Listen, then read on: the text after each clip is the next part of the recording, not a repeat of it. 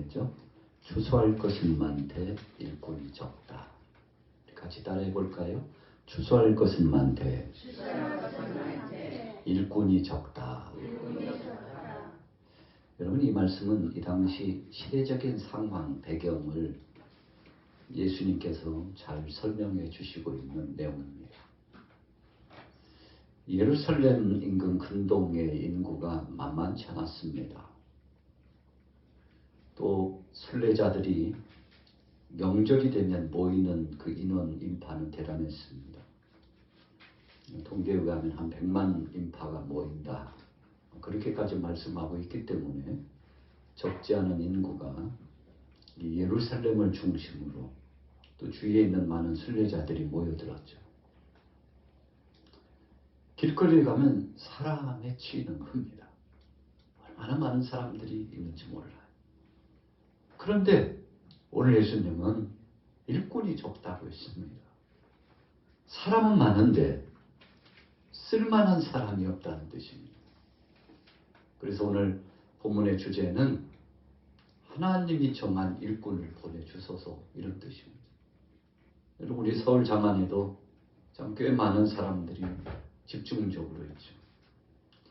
어찌 보면 전국의 우리 대한민국의 인구수의 거의 3분의 1격, 4분의 1격이 다 이 서울을 중심으로 한 수도권 중심으로 다 몰려 있잖아요. 이 대단한 사람들입니다. 이렇게 많은 사람 가운데 하나님께서 영광 받으실 만한, 하나님 앞에 쓰임 받을 만한 사람이 필요한데, 이 많은 영혼들을 구원하려면 일꾼이 필요한데 일꾼이 부족하다는 거죠. 그래서 우리가 바닷가에 가면요, 이 바닷물, 물이 많잖아요.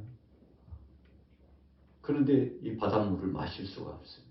그냥 먹으면 큰일 나죠.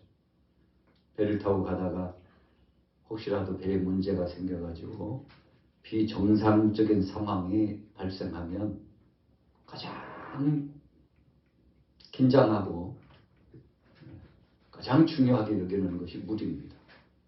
때로는 양식 물론 필요합니다만 쌀도 있고 곡물도 있어도 물이 없으면 큰일 나죠. 그만큼 물이 중요하다는 거죠.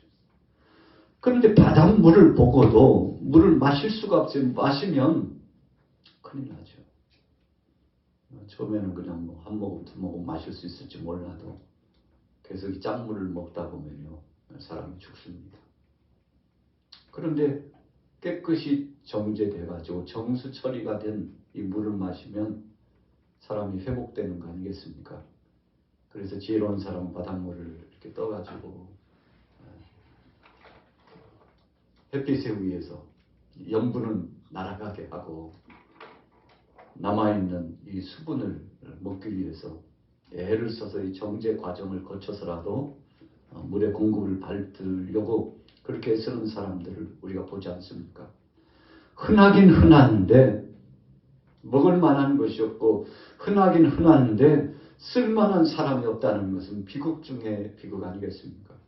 요즘 우리가 문화적으로나 이 모든 정황이 굉장히 발달됐습니다. 그래서 정치, 경제, 문화, 과학, 군사, 교육 모든 분야가 요즘은 첨단을 달리고 있다고 그러지 않습니까? 그런데 이렇게 풍족하고 풍요로운 것 같은데 이 속에 희귀성이 있어요. 부족함이 있어요.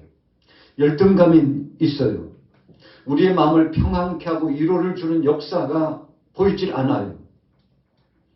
오늘 예수님이 계신 당시에도 그랬습니다. 대제사장을 비롯한 종교 지도자들이 많았습니다. 레위인들도 바리새인들도 있었습니다. 누구나 할 것 없이 둘째가라면 서러울 만큼 인정받을 만한 인재가 많은 것처럼 보였습니다. 그런데 예수님께서 보실 때 쓸만한 인재가 부족했다는 것입니다. 믿음으로 주님의 말씀을 받고 주님과 함께 협력하면서 3년 동안 진행하신 이 공생의 사역 가운데 예수님 편에 서서, 주님 말씀 편에 서서, 구속사적인 이 은혜 편에 서서 헌신한 사람이 많지 않았어요. 그래서 예수님이 오늘 본 말씀에 아주 중요한 모토와 같은 말씀을 주셨죠. 1절 우리 같이 읽어볼까요? 1절 2절 누가복음 10장 1절 2절 읽습니다. 시작.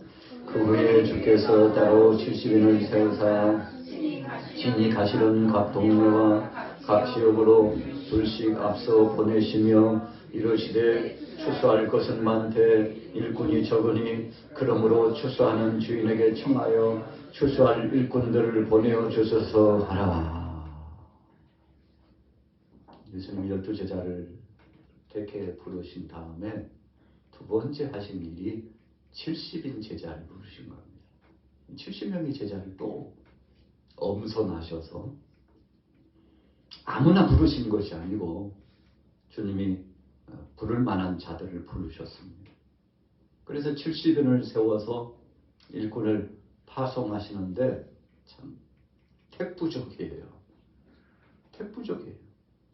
아직도 일꾼이 부족해요. 그래서 예수님은 사랑하는 제자들을 향하여서 하나님께 기도 제목을 가지라고 했는데 하나님 우리에게 일꾼을 보내주셔서 오늘 저와 여러분들에게서 하나님 앞에 명절 끝날이잖아요. 후미에 주님의 몸된 귀한 거룩한 성소 예배당에 나와가지고 예배하면서 마음속에 정한 기도 제목 많이 있습니다만 그 중에 하나를 들으려면 하나님이 일꾼이 부족합니다. 추수할 일꾼을 보내주소서. 여러분 이런 기도 제목을 우리가 갖지 않습니까? 하나님 사랑하는 어린이 부서 또 청년 부서 청소년뿐만 아니라 장년 노녀 부서의 부서마다 차고 넘쳐서 이 시대에 이런 양을 구원하는 사람을 낳는 어부가 되는 이 중요한 사역을 감당할 수 있도록 이 사역을 진행해야 되는데 오늘 나 자신과 우리 사랑하는 동역자들도 아주 기묘하게 주님 앞에 쓰임 받겠습니다만 그러나 주님 할 수 있으면 이 수 외에도 더 많은 일꾼을 주셔서 이 일꾼 달라고 한 목적은 하나님 나라 확장이요 구령의 열정을 가지고 더 많은 영혼을 구원하시기 위함이니 주님 우리에게 일꾼을 보내주셔서 오늘 70인의 제자를 파송하시면 너희가 나가서 사역을 진행하면 알 거야. 얼마나 불쌍한 영혼들이 많은데 가는 곳곳마다 영혼 구원하는 이 사역이 정말 귀하다는 것을 알고 주님 나보다도 우리보다도 더 많은 동역자를 보내주셔서 이 심정을 절감하게 될 것이라는 의미를 가지고서 예수님께서 아버지 하나님 앞에 일꾼 보내달라고 해라. 그렇게 기도 제목을 가지라는 것이죠. 자, 이 말씀은 12제자를 파송하실 때에도 예수님은 같은 심정이었습니다. 70인의 제자를 파송하실 때에도 주님은 같은 마음이었습니다. 어떤 마음이었습니까? 턱없이 불쌍한 영혼들이 참 세상에 굶고나요 죽을 지경인 저 영혼들이 있구나. 여러분 이 생명의 말씀을 가지고 위로의 말씀을 받고 힘과 소생함을 얻는 역사를 경험해야 되는데 갈 곳은 많고 사람은 부족했다는 것을 저들로 하여금 깊이 인식할 수 있도록 우리가 이것을 교회 공동체 안에서는 제자를 부름과 또 다른 제자 양육을 위하여서 거듭거듭 양육하는 과정을 계속 실천할 것을 예수님이 요구하시는 겁니다. 오늘 1구역부터 우리가 남성구역 또 청년구역까지 우리 교회가 7구역을 나눠가지고 이렇게 지금 사역을 계속 작년부 부서에서 하고 있잖아요. 그런데 우리가 사역을 감당하다 보면 더 많은 영혼들이 주님 앞에 돌아와야 된다는 사실을 기억하게 되는 것이죠. 자 보세요. 이런 마음을 갖는 것은 주님이 기뻐하시는 겁니다. 3절 보세요. 3절 4절 같이 읽습니다. 시작. 갈지어다 내가 너희를 보냄이 어린 양을 이리 가운데로 보냄과 같도다. 전대나 배낭이나 신발을 가지지 말며 길에서 아무에게도 무난하지 말며. 자, 첫째는요. 일꾼 달라고 기도하면서 가라고 하셨고 두 번째는 현실을 직시하고 사역을 해야 된다는 겁니다. 오늘날도 우리가 2024년도 이제 2월이 시작되었습니다만 오늘날 영적인 이 상황을 보면 아주 심각하죠. 오늘도 제가 잠깐 인터넷 신문을 보니까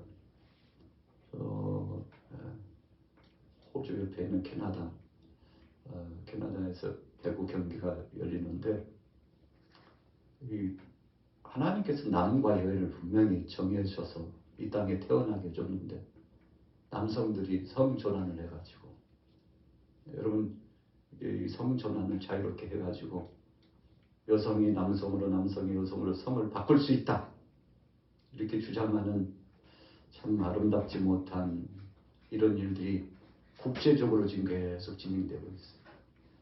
캐나다 같은 경우는 더 심한가 봐요. 배구 대회를 하는데 성전환한 선수들이 상당히 같이 선수층에 합류한 거예요. 힘 있잖아요. 성전환했지만 남자입니다. 여자로 성전환했지만 남자예요.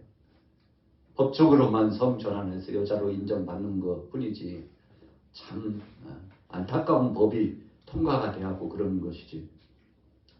그래서 힘께나 쓰는 이 남성들 같은 여성들이 선수로서 막 가서 활동을 하니까 벤치에 앉아있는 연약한 이 여성들이 참 마음 아픈 심정을 기자들에게 토로했더라고요. 이런 비극이 어디 있습니까? 우리 같은 여성은 이제 어떡합니까? 성전환 해가지고 자기들도 여성이라고 나가서 선수로 우리가 가야 된다고 막 힘이 넘치니까 팀이 교대를 하면서 자유롭게 이렇게 해야 되잖아요. 교대를 또 안 한대요. 팀원 교체를 안 한대요. 그래가지고 경기를 진행하는데 마음 아픈 이 여성들이 벤치에 앉아있는 여성들이 이럴 수가 있느냐고 이렇게 호소하는 보도가 올라왔죠.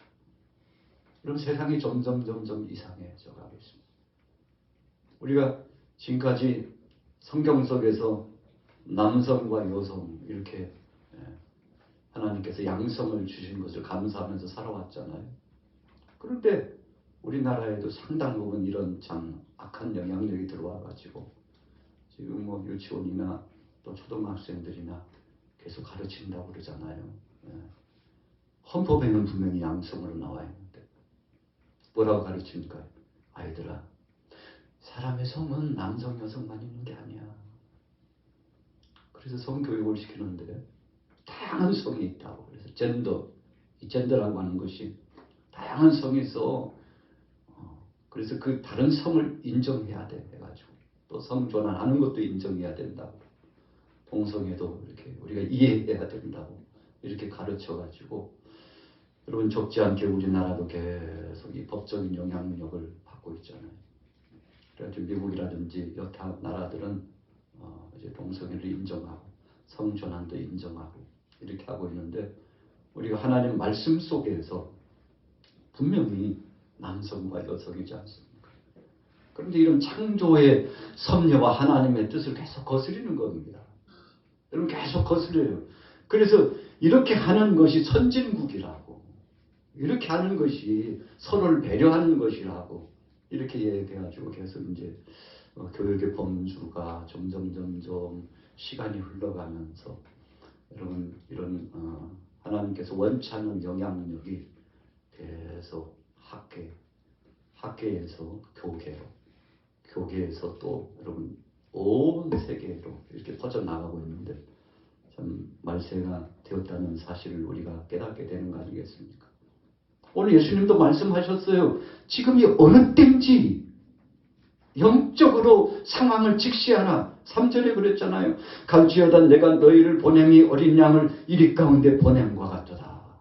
여러분 제자를 파송하고 다시 모인 제자들 양육해가지고 파송하고 거듭 파송하는데 예수님이 볼 때 이제 내가 이 3년 동안 사역을 마치고 마무리 짓고 가면 너희들 때에는 더 세상이 어수선하고 요란할 텐데 세상이 그렇다는 것을 알고 보이지 않는 영적 싸움이 계속된다는 사실을 알고 정신을 차려야 된다는 말씀으로 제자들에게 말씀을 주신 거예요. 내가 너희를 지금 보내긴 보내지만 어린 양을 1리대 가운데, 여러분 양을 1리대로 보내면 어떻게 된다는 거예요? 죽을 수도 있다는 거죠. 늑탈 당해가지고 목을 콱 물어가지고, 여러분 맹수떼에게 몰려서 고통당하고 죽을 수도 있다는 그런 상황이라는 거죠. 그러니까 정신 차리고 우는 사자처럼 두루 삼킬 자를 찾는 이 악한 권세들이 있으니까 이분 영혼을 구원하려고 하면 사람의 지식이나 지혜로 되는 것이 아니고 성령의 능력으로 되는 것이니 듣든지 아니 듣든지 계속 복음을 전하라는 것입니다.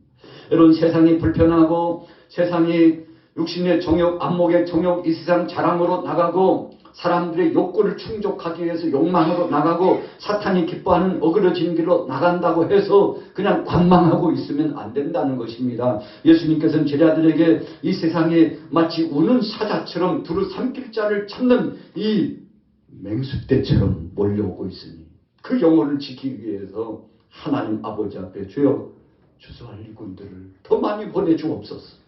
성령을 부어주옵소서. 사람의 지식이나 지혜가 아니라 하늘의 신령한 영역 말씀의 권능으로 이 사역을 감당할 수 있도록 우리 대한민국을 보존해 주시고 우리 양화교회를 지켜주시고 우리 자신을 지켜주시고 나 자신이 깨어서 주님의 말씀을 담대하게 전할 수 있도록 주님 역사해 달라고. 여러분 세상이 언제부터 이렇게 되었습니까? 그런데 역사적으로 보면요, 역사적인 상황 반복이 많이 됩니다. 이미 소돔과 고모라 때에 그런 일 때문에 하나님의 불의 심판의 역사가 있었지 않습니까? 노아의 홍수 때에도 마찬가지였어요. 그래서 예수님께서도 야 이들이 회개하지 않는다고 하시면서 12절 13절 의미심장한 말씀 주셨잖아요. 자 12절부터 읽겠습니다. 12절에서 14절까지 읽습니다. 시작. 내가 너에게 말하노니 그날의 소돔이 그 동네보다 견디기 쉬우리라. 화 있을진저 고라시나 화 있을진저 베세다야 너에게 행한 모든 권능을 두루와 시돈에서 행하였더라면 그들이 벌써 베옷을 입고 제 앉아 회개하였으리라. 심판 때 두루와 시돈이 너희보다 견디기 쉬우리라. 가버나움아 네가 하늘까지 높아지겠느냐 음부에까지 낮아지리라. 여러분 심판 때 두루와 시돈이 오히려 견디기 쉬우리라. 두루와 시돈도요 죄악으로 말미암아 하나님의 심판을 피하지 못한 땅 아니었습니까? 그런데 그보다 더한 사람들이 바로 이 시대니라 그렇게 말씀하셨죠.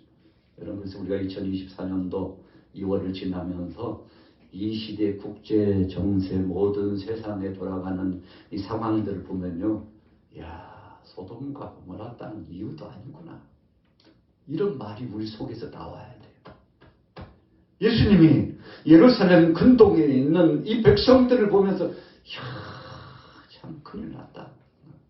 소돔과 고모라보다도 더한 이 백성들이 하나님의 심판을 어떻게 피할까 하면서 주님께서 가슴을 치면서 아버지 앞에 기도하기를 양떼를 구원하기 위해서 일꾼을 좀 보내달라고 해라.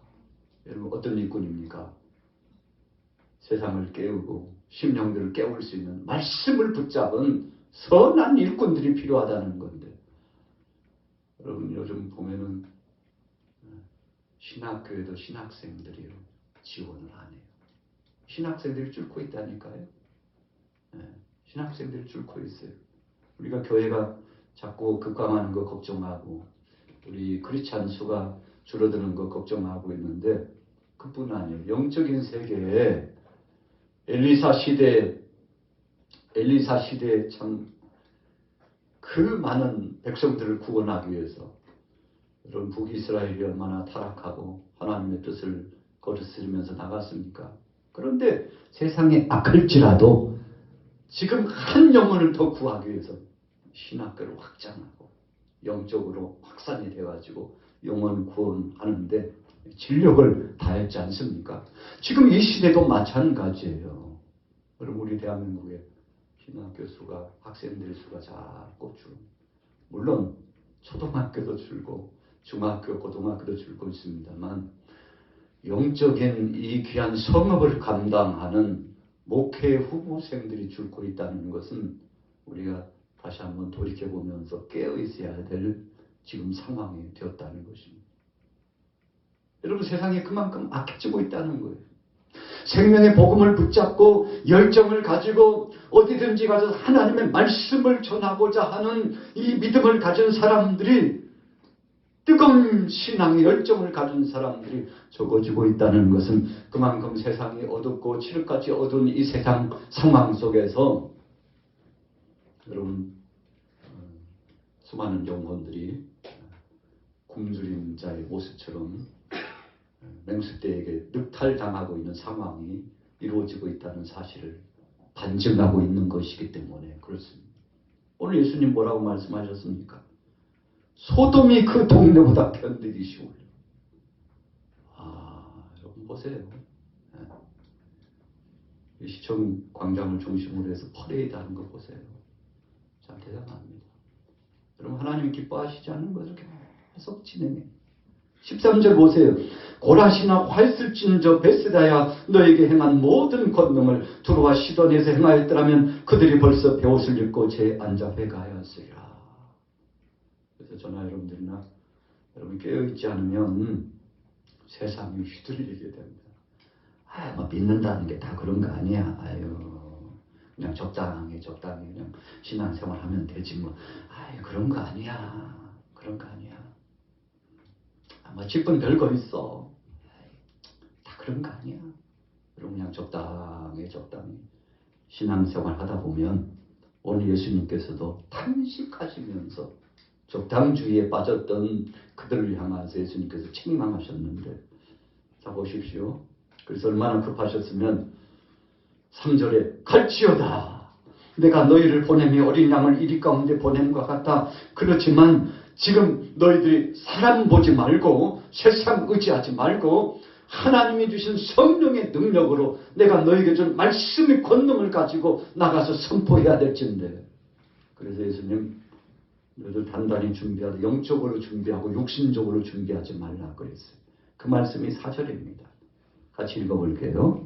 4절 말씀 시작. 전대나 해당이나 신발을 가지지 말며 길에서 아무에게도 무난하지 말며. 아멘. 이 당시 여행자들이요, 필수품이 있어요. 전대, 돈주머니 자는 거죠. 배낭, 필수품 메고 가는 거죠. 신발, 오래전에는 집신도 여러 켤레 허리춤에 차고 배낭에도 넣고 해가지고 많은 길을 걸어야 되니까요. 그런 거 준비하지 말래요. 길에서 아무에게도 무난하지 말며.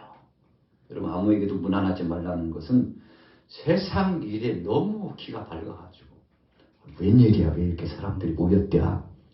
거시기 이런 일 저런 일 때문에 그래. 그럴 때 좀 이야기 좀 해줘봐. 나 늦게 왔으니까 하고 1시간도 좋고 2시간도 좋고 본질이 있는데 허상에 빠져가지고 그것에 그러지 말라는 거죠. 너의 목적은 복음 전하는 거야.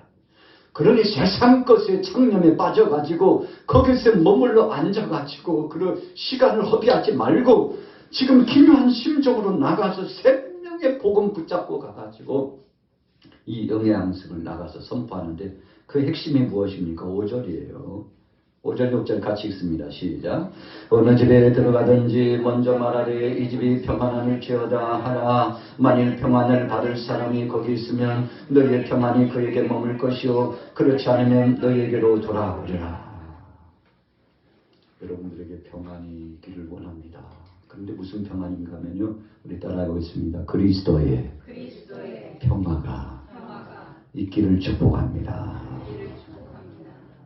예수가 그리스도라고 전하라는 겁니다. 예수님 외에는 소망 없어요. 로마의 압권 안에 있는 여러분들 얼마나 답답하고 힘듭니까?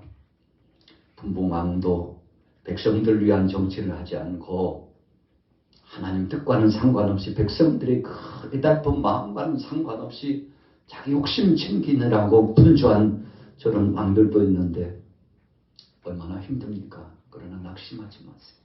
만왕의 왕 되신 예수님이 당신과 함께하고 이 나라를 책임져 주실 것이며 세계 도처 만백성들을 사랑의 주님이 책임지시기 위하여 십자가를 지시고 죽으시기 위해서 이 땅에 오셨는데 바로 우리 선생님 예수, 저분이 바로 그리스도라고.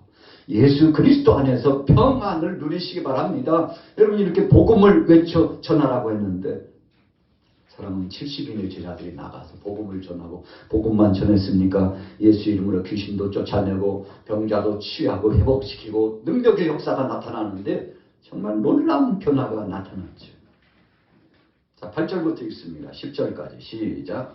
어느 동네에 들어가든지 너희를 영접하거든 너희 앞에 차려놓은 것을 먹고 거기 있는 병자들을 고치고 또 말하기를 하나님의 나라가 너희에게 가까이 왔다 하나 어느 동네에 들어가든지 너희를 영접하지 아니하거든 그 거리로 나와서 말하되. 여러분 우리가 이 70인 제자가 나가서 사역하는 것은요 오늘날로 말하면 구역예배와 같은 그런 상황입니다. 먹는 데서 임신난다고. 우리가 코로나19가 오니까 맨 먼저 차단되고 정지된 게 뭐죠? 모여서 먹지 마. 교회에서도 모여서 먹지 마.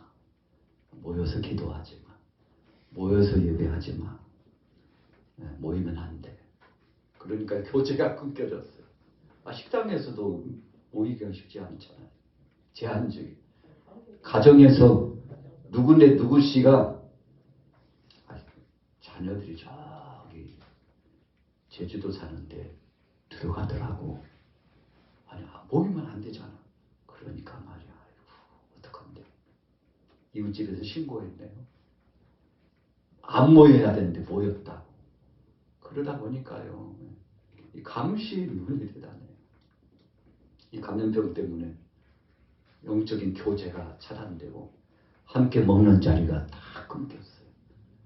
여러분 그러니까 믿는 사람이나 믿지 않는 사람이나 마음이 얼마나 강박해져 버렸는지요. 그 여운이 지금까지 그렇지 않아요? 그 여운이 지금까지 왔어요. 이건요 비극 중에 큰 비극입니다. 여러분 영적으로 보면요 성도들 간의 영적인 교제가 다 끊겼어요.